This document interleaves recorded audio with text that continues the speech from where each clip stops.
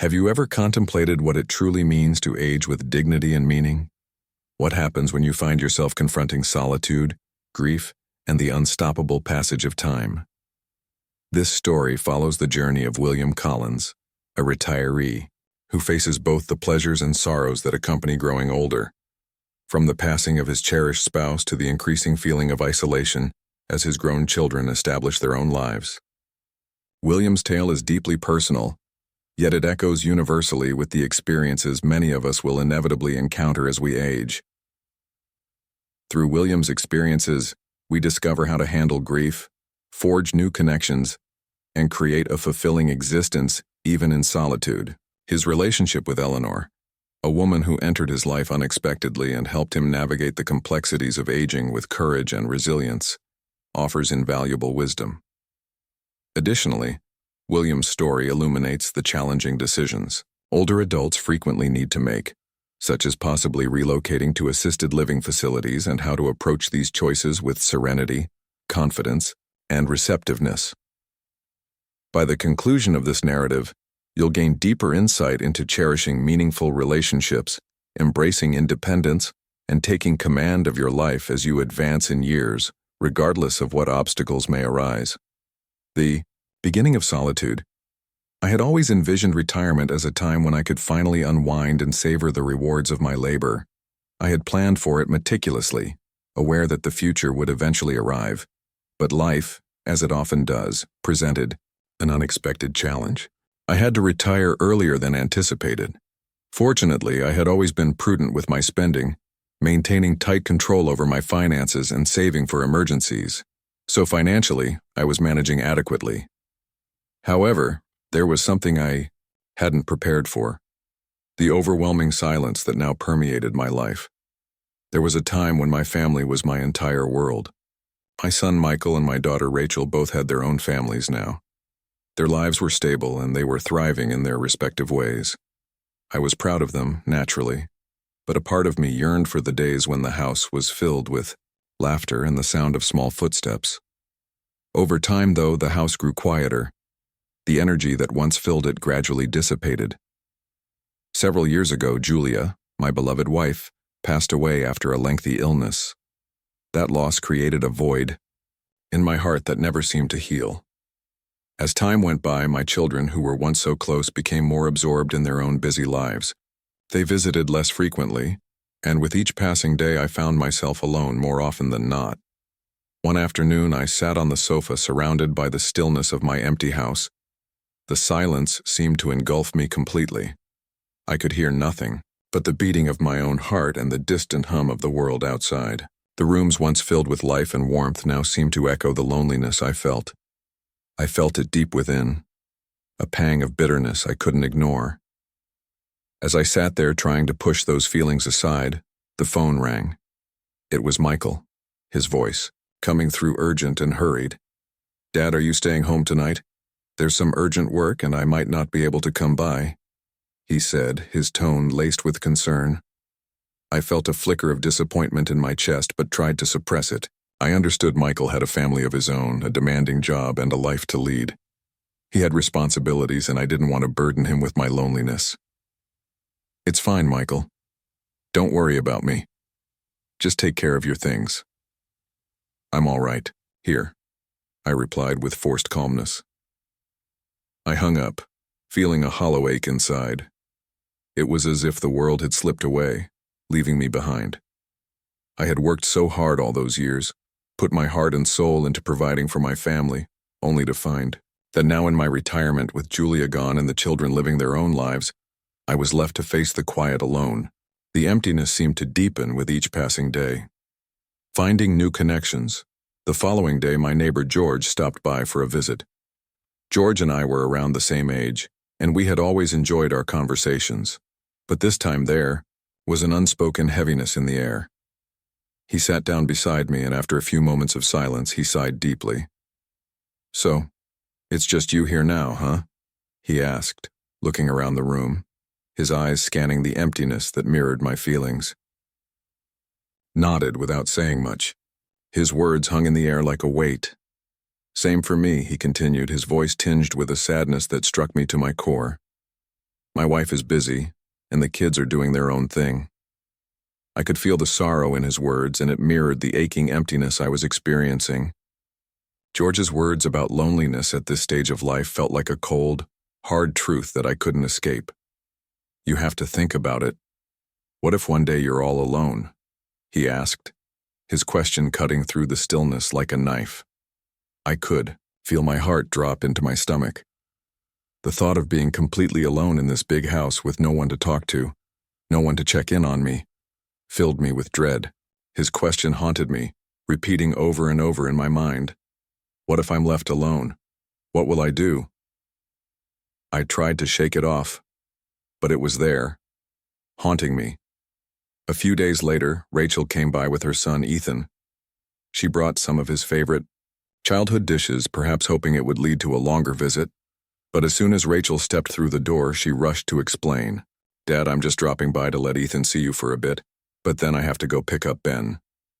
Her hurried tone, her eyes darting back and forth, and the worried look on Ethan's face broke my heart. I tried to smile to hide the ache in my chest, but it was impossible. Go ahead, take care of what you need to do. I'm fine here, I said, though the words felt empty as soon as they left my lips. Rachel barely had time to sit down before she was up again, rushing out the door with Ethan in tow. I stood at the door watching them leave, the sound of their footsteps slowly fading away. The house felt even emptier now, the silence more oppressive. I couldn't stop the tears that welled up in my eyes, nor the feeling of abandonment that settled heavily in my heart. That night, as I lay in bed, the question from earlier echoed in my mind with painful clarity. What should I do if I'm left alone? Couldn't continue like this. I knew I had to do something. I couldn't keep drifting through this quiet, lonely existence. Taking control of the future. A few days later, I met up with George at the park for a walk.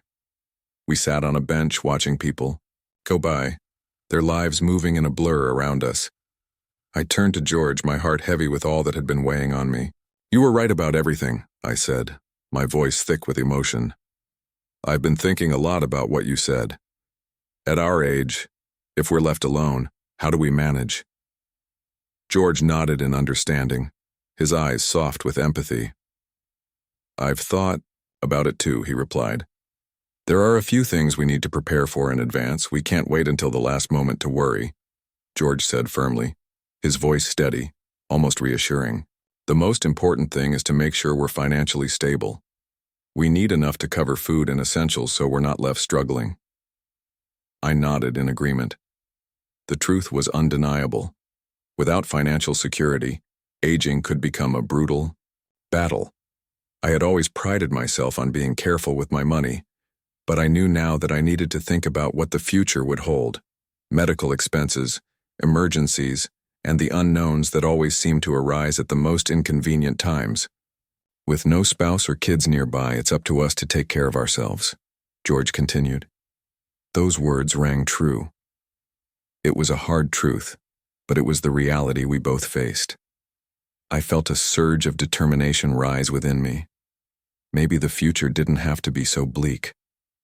Maybe there was still time to prepare, to take control, to build a plan that would allow me to live out my later years with dignity and purpose. But it was clear that I had to act now, before the silence became more than I could bear. Learning, independence living alone, you come to realize that despite all the love and care from your children, they can't always be there for you when you need them most. It's a hard truth, one that hits you like a cold gust of wind on an otherwise warm day. We have to become more independent, George said, and those words echoed deeply within me. We have to take care of ourselves, stay active, and never isolate ourselves. It was as if he was speaking directly to me. For so long, I had devoted my life to my children, caring for them, putting their needs before my own. But in doing so, I had neglected the quality of my own life. The years had passed, and all I had to show for it was a life spent in front of the television, sitting in a room that felt more like a prison than a home. I was living but not truly living, and the isolation was slowly taking its toll on me. The realization struck me like a slap in the face. I couldn't keep living this way. My health, my happiness, everything depended on me changing. It was so easy to sink into the comfort of routine and let time slip away unnoticed. But I knew deep down that this path would only lead to one thing, a slow decline into poor health and loneliness. I couldn't let that happen. So I chose to change my habits, no matter how daunting it seemed at first. Each morning I started walking to the park, just a short walk, but it was something. It was a step toward regaining control of my life. And then, in the evenings, I found solace in the community center, playing chess and chatting with other seniors. At first it was awkward, and I felt the weight of loneliness trying to pull me back into my shell. But little by little, I built new friendships, and I could feel my life becoming richer and more fulfilling. Still, despite all the new activities, there was a gnawing emptiness that refused to go away. Every night as I lay in bed staring at the ceiling, the same question haunted me. Who will be there for me when I'm sick, when I need someone to talk to, or help me through the hard times? The silence in the room seemed to amplify those fears. And the more I thought about it, the more unsettled I became.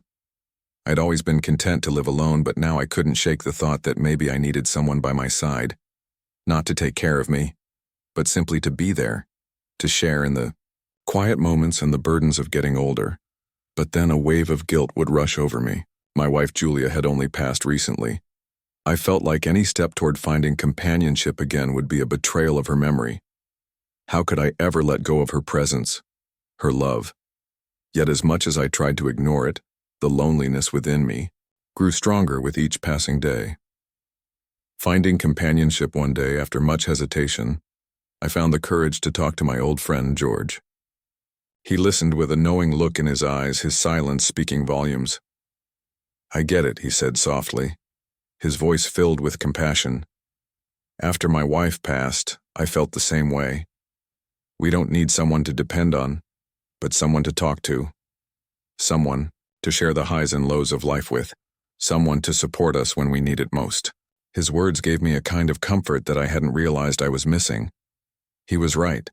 I wasn't looking for someone to replace Julia, but simply to ease the ache of solitude that had been growing inside me. Slowly, I began to open my heart to the idea of finding a companion, and that's when I met Eleanor. She was a woman who also lived alone, and her vibrant, optimistic personality was a breath of fresh air. We quickly bonded over our shared experiences of living far from our children, and the deep loneliness that came with it. Eleanor had a spirit of adventure, a zest for life that I hadn't felt in years. She was always out exploring, visiting new places and doing things that reminded me how much I had been missing out on. Her presence brought joy back into my life, and our conversations, filled with laughter and understanding, became something I looked forward to every day. As time went on, our relationship deepened. We began to do more together, grocery shopping, cooking meals, taking walks in the park, and just enjoying each other's company. We never really labeled our connection, but it didn't need labeling. The bond we shared was enough. Eleanor became my companion in every sense of the word, and our home, which had once felt so empty, was now filled with warmth, conversation, and the gentle rhythm of two lives intertwined. One night when I fell ill with a fever, I was reminded just how much having someone by your side can mean. Eleanor was by my side instantly, her concern for me shining through in every gesture. She rushed to get me medicine and cool me down with a damp cloth, her hands gentle yet firm in their care. She called Michael, urging him to take me to the hospital. When Michael arrived and saw Eleanor so diligently caring for me, he was surprised.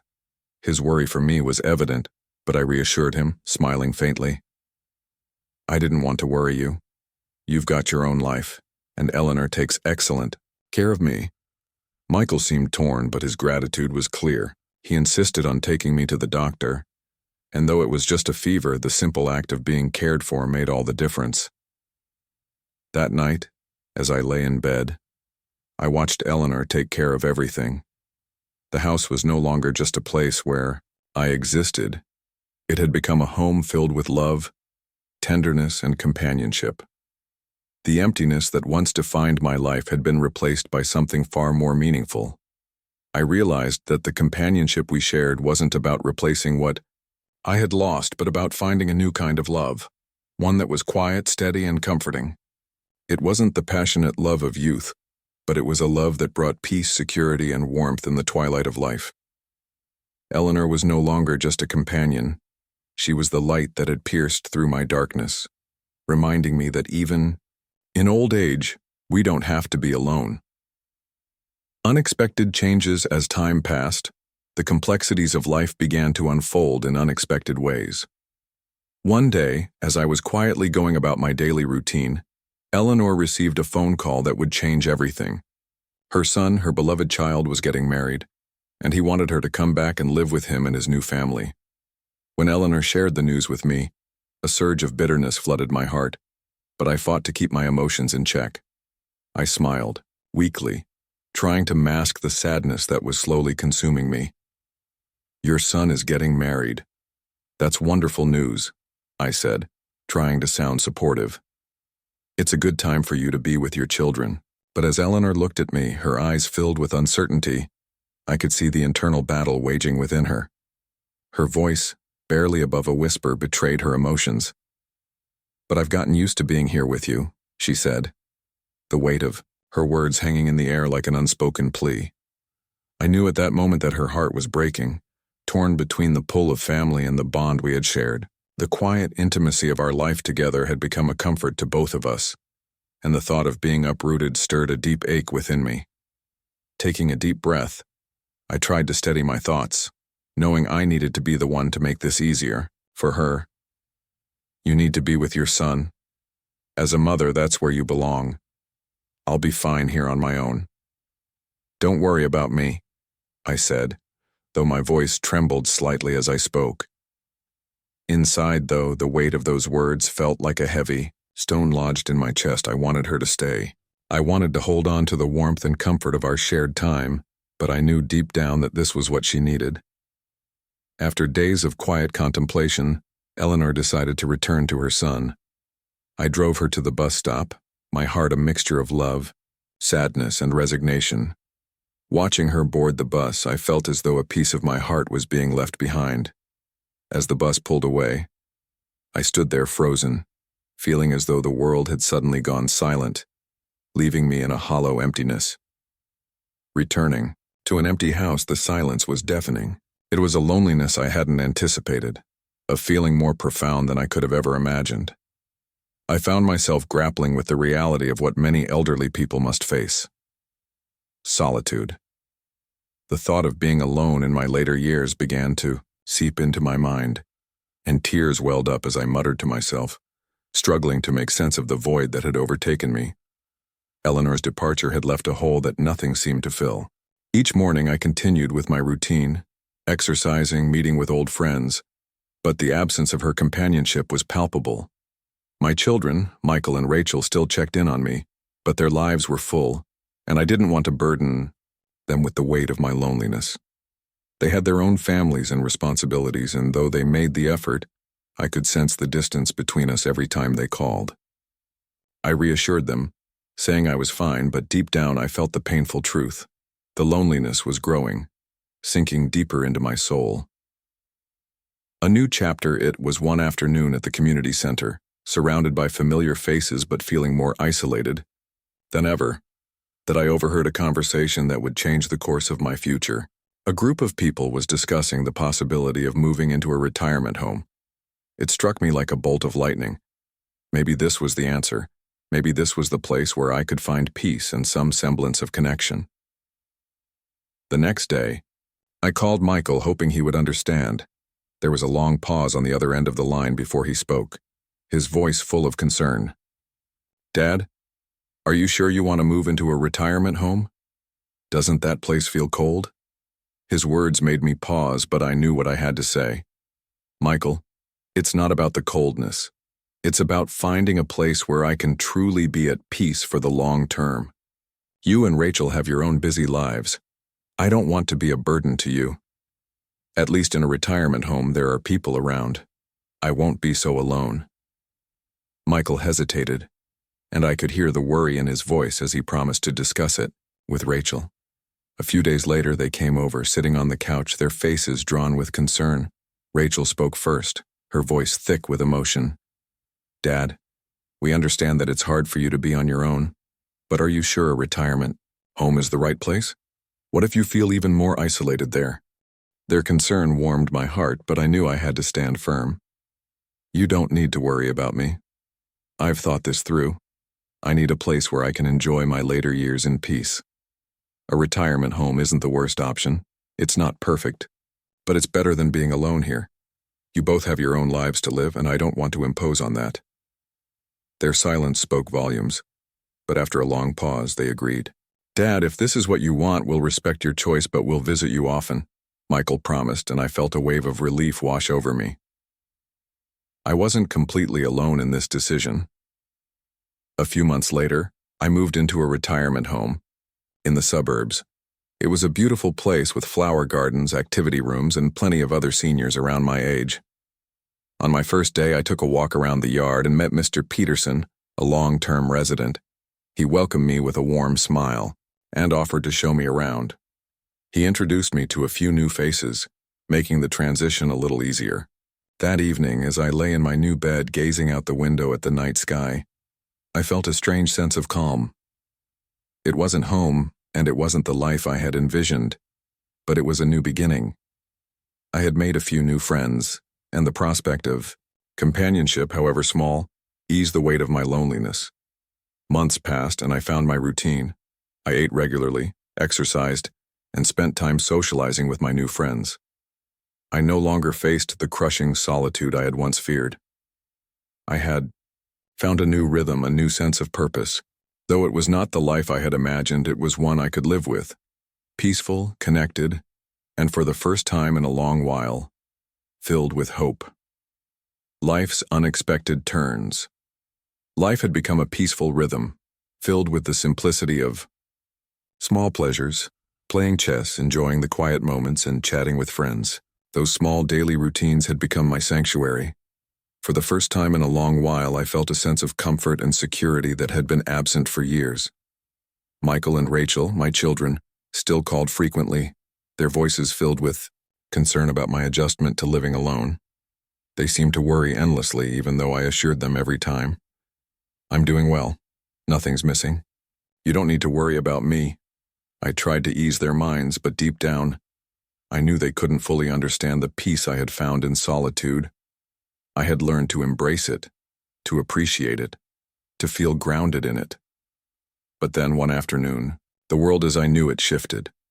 After a quiet lunch, I sat in the sun, feeling the warmth on my face, letting the simplicity of the moment wash over me. The phone rang, and as I answered, I heard Michael's voice crackling through, filled with urgency. There was a tremor in his tone that made my chest tighten. "Dad, I've got some bad news," he said, his voice barely controlled. "Mrs. Peterson was in a car accident and she's in the hospital."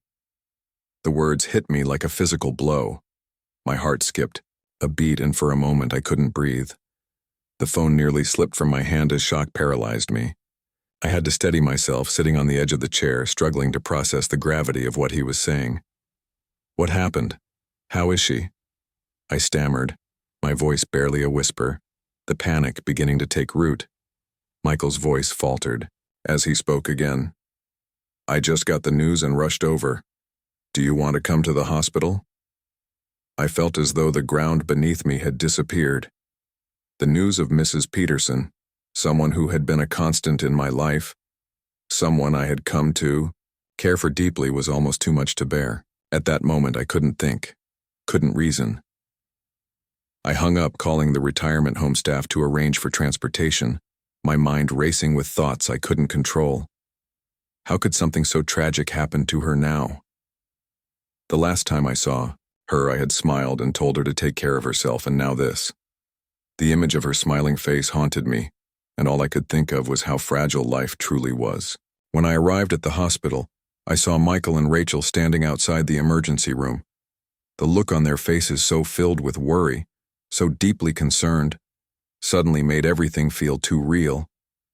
Michael helped me sit down, his hands shaking slightly as he guided me to the chair. "Dad," he said, his voice heavy with dread, "the doctors are doing everything they can, but the situation isn't looking good." The weight of his words crushed me, I could barely look at him, my heart pounding in my chest as I stared at the red light blinking above the surgical room door. All I could do was pray, hope against hope that Mrs. Peterson, the strong, resilient woman who had touched so many lives, would find a way to survive. The minutes dragged on, each one feeling like an eternity. Time seemed to slow, the air thick with worry and fear. Then the door opened and the doctor emerged. I almost lunged toward him, desperate for news, for some glimmer of hope. "How is she?" I asked, my voice a mere breath, my heart in my throat. The doctor's face was grim, his eyes exhausted. He shook his head, and I felt a cold seep into my bones. "The injuries are severe," he said softly. "Prepare for the worst." Those words were like a punch to the gut, leaving me breathless and numb. I could barely hold myself upright as Michael gently guided me back into the chair. I could feel the world spinning, everything around me blurring into a fog. And then, moments later, a nurse emerged, pushing Mrs. Peterson's still form down the hall. My heart lurched in my chest as I saw her pale, unmoving, a shadow of the vibrant woman I had known.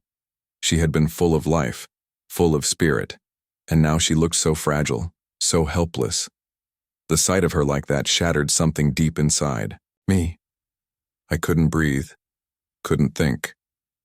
I reached out instinctively, taking her cold hand in mine, feeling the stark contrast between her warmth and the ice-cold grip of her skin. "Please, Mrs. Peterson," I whispered, my voice breaking, my eyes filled with tears. "Please don't leave me, you promised. We promised we'd spend our lives together. You can't leave me now." I thought for a moment that she might hear me, that she might respond. Her eyes fluttered open, and for a brief second I dared to hope, but no words came. A single tear escaped her eye, and it felt like a dagger to my heart. In that instant, my world crumbled. I knelt beside her, my hands trembling as I clutched her hand, tears falling uncontrollably. "Please," I cried, my voice thick with sorrow. "Please don't go. I can't live without you. If you leave me, I don't know what I'll do." Michael and Rachel stood silently by, their faces etched with sadness, their eyes filled with the same helplessness that overwhelmed me. They knew there was nothing they could say, nothing they could do to ease the pain I felt at that moment. That night, the doctor confirmed the worst. Mrs. Peterson's condition had worsened. She was now critical. I couldn't leave her side, not for a second. I stayed there hoping, praying silently, willing her to find the strength to hold on. At one point, her eyes flickered open again, and her hand, so cold, reached for mine. I held it tightly, not wanting to let go. It was all I could do, all I had left to give. Her grip on my hand tightened just a little more than before, and she struggled, her breath shallow and labored. I could see the fight in her face, the last ounce of strength trying to reach out. "Mr. Collins, live well," she whispered, her voice barely a breath, so fragile, so quiet. And then, with one final soft exhale, her hand relaxed and her tired eyes fluttered closed for the last time. A part of me wanted to scream, to beg her to wake up, to stay with me just a moment longer, but she was gone. In that painful, inevitable silence, I was frozen, utterly paralyzed by the crushing weight of the moment. My heart felt as though it had shattered into 1,000 jagged pieces, and I couldn't breathe. "Mrs. Peterson, don't go," I whispered, my voice thick with sorrow, full of desperation. "Please don't leave me." But there was no answer. The absence of her presence filled the room, colder than any winter's night. I can't find the words to describe the emptiness that overwhelmed me then. It was as though my soul had been ripped from my body, leaving behind nothing but a hollow shell. Mrs. Peterson was more than just a friend. She was the last person who truly cared about me, who saw me for all that I was, and who loved me regardless. And now she was gone. The world seemed crueler, colder somehow, and I was left to stumble through the days that followed in a haze, a darkness that clung to me, smothering any chance of joy or peace. The grief was suffocating, and no matter how many people tried to comfort me, it only seemed to make the loneliness worse. Finding meaning in loss. In the retirement home, the days blurred together.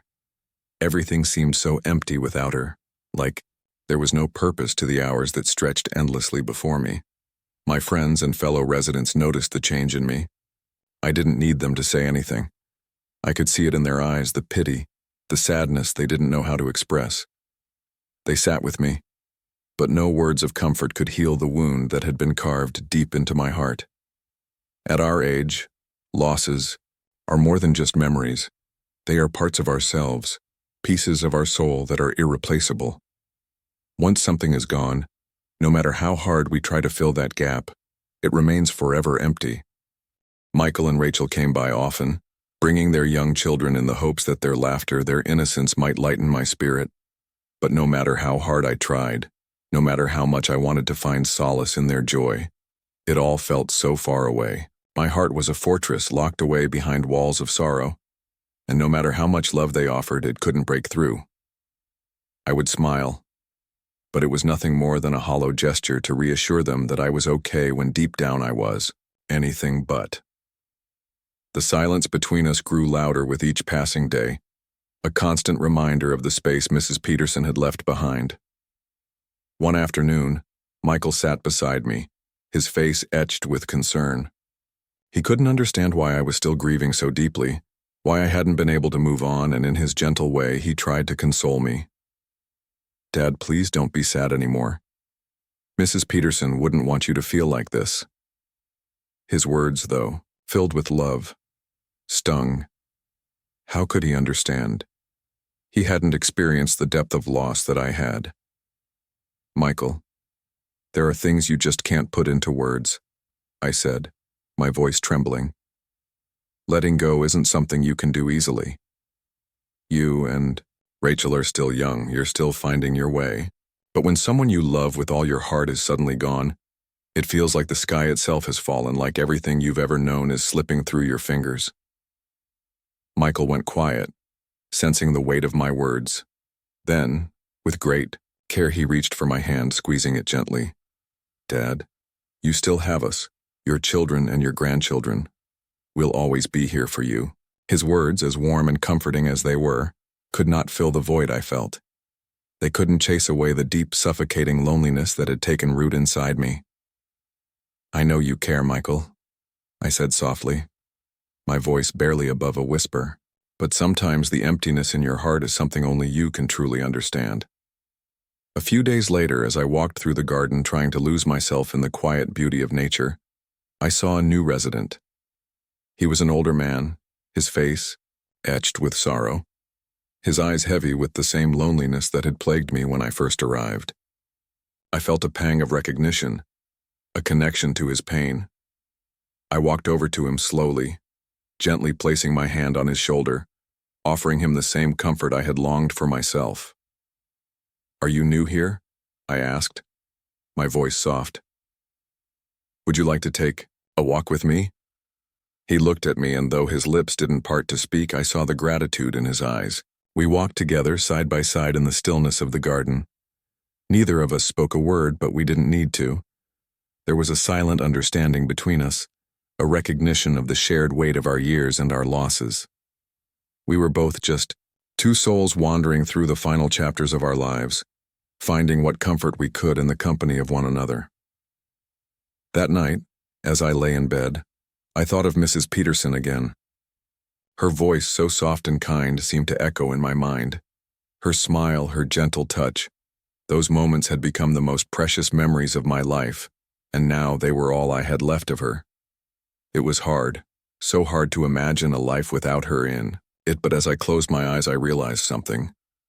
Even though she was gone, a part of her would always be with me. Her love, her care, her kindness, they had left an indelible mark on my heart, a mark that could never be erased. And for the first time in a long time, as I lay there in the quiet, the weight of my loneliness didn't feel so heavy. It wasn't gone, but it had softened just a little. And maybe, just maybe, that was enough for now. Wisdom from the journey. Although Mrs. Peterson's passing plunged me into profound sadness, the lesson she imparted to me during her life will forever remain etched in my heart. She taught me something that transcends all else. the importance of cherishing every relationship we encounter, whether it's with family, friends, or even fleeting acquaintances. These bonds, however small or grand, are what fill the empty spaces in our hearts. They are what make life meaningful, providing us with connection, understanding, and comfort when the world feels too vast or too overwhelming. Each relationship is a thread in the tapestry of our lives, woven together by shared moments, laughter, struggles, and love. I can't help but feel that without these relationships, our existence would be far emptier.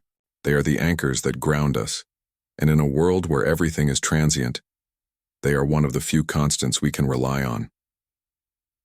The morning after her passing, I found myself standing in the garden of the retirement home, the warmth of the sun on my face. Yet my heart felt a profound emptiness. I was alone with my thoughts, the gentle breeze whispering through the trees. It was in that quiet moment that I truly understood. Nothing in this life lasts forever, but the love we share with others, the genuine moments we create together, will always remain. Those moments live on in our hearts, and when the storms of life hit, they serve as a source of strength, a reminder that we have lived